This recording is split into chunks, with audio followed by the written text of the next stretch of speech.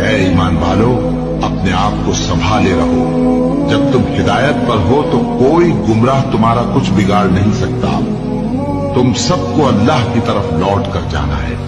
اس وقت وہ تم کو تمہارے سب کاموں سے جو دنیا میں کیے تھے آگاہ کرے گا اور ان کا بدلہ دے گا۔ لوگو، تم سب اللہ کے محتاج ہو اور اللہ ہی تو بے نیاز ہے، لائق حمد و ثنا ہے۔ اگر وہ چاہے تو تم کو نابود کر دے اور نئی مخلوق لے آئے، اور یہ اللہ کو کچھ مشکل نہیں۔ اور جب ہم نے خانہ کعبہ کو لوگوں کے لیے جمع ہونے اور امن پانے کی جگہ مقرر کیا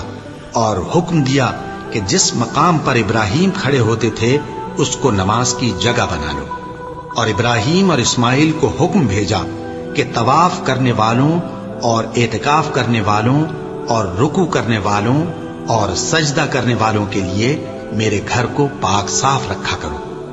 یہ بھی کہہ دو کہ میری نماز اور میری قربانی اور میرا جینا اور میرا مرنا سب